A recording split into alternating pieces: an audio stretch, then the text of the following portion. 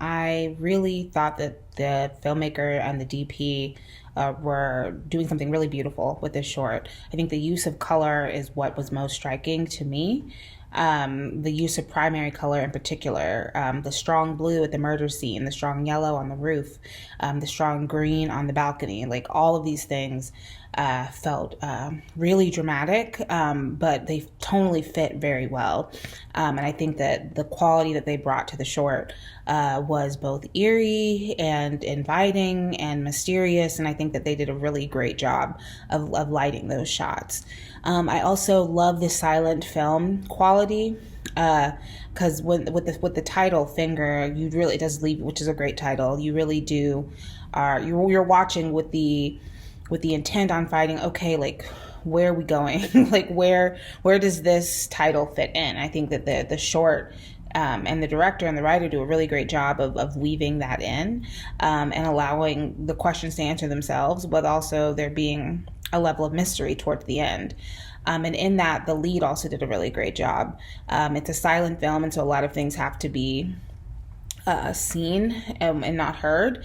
And I think the lead did a really great job of embodying these emotions of dread and fear and being menacing. All those things, he really brought them to the forefront. I thought had a really strong physical performance. They did a great job with all these interesting close-ups and all their lighting choices. They had really cool lighting with the colored lights. The cinematography was really beautiful. Film overall looked great. You can really feel this character's regret and remorse over this killing. Um, there was just great acting from him.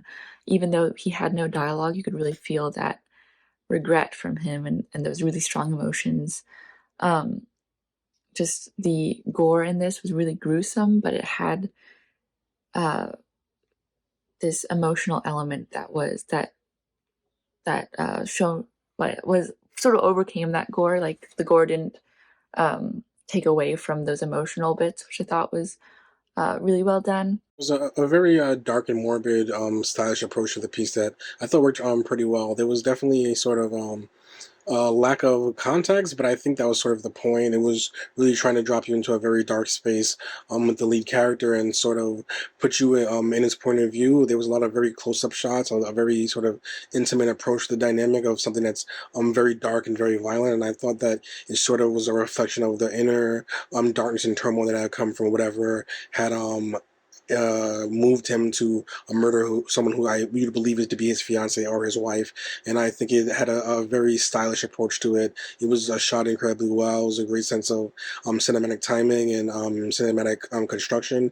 And I thought the sound design also worked well in creating a sense of mood in a piece that I thought had very little dialogue or no dialogue, if I'm correct. So it really did end up working well in terms of a mood and tone perspective that created a very sinister and dark dynamic that really matched the sort of ending that made him look like he was literally walking into hell. So I thought it was a strong piece visually, even if the plot wasn't all the way that clear and there was not a lot of context for it. And ultimately, there was a great combination of technical dynamics that allowed it to have a sense of personality despite that. Very powerful. We can really feel the struggle of the main character.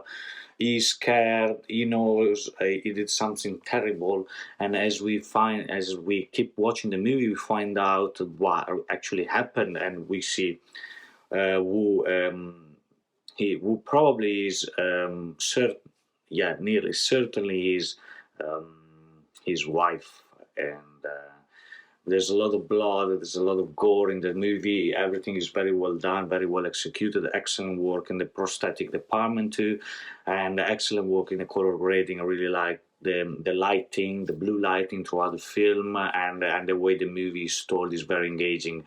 Until the shocking finale, where we see why the character has been struggling from start to finish. It was absolutely a scary, very scary movie, but at the same time, very powerful. Really punchy to the point. We get the idea right away. Uh, Good use of different colored lighting in the different sort of scenes, if you will, just to help keep it dynamic. And I think if this were all just done sort of flatly, I don't know if it would have had that same impact. I really liked the way it was lit and colored. So great job with that. And then it was just cool and just dripping with just enough gore. This has terrific special effects. That blood when he's washing his hands at the beginning, I thought the color and texture were quite realistic. Then I like the close-ups, the wind blowing effect, and the music. It's quite mysterious and cryptic, and the character conveys different feelings, and it's just difficult to decode, but I had a great time. I enjoyed figuring this out. I'm assuming this film had to do with infidelity and an extreme reaction to it, since both characters had rings on. With the score and the acting, the story, you know something intense happened that brought someone to this level of anger, to the point where you could tell he regretted what he did. You could tell based on his performance that he regretted it. At the same time, not really. He was wondering, you could tell he was wondering where to go next, what to do, and that this seemed to be a heat of the moment thing. It was, I would love more to the story, for this to be expanded to a longer short, or even a full feature, so we can know really what the full story is. This is a good start to this film, to see that actually leaves you wanting more.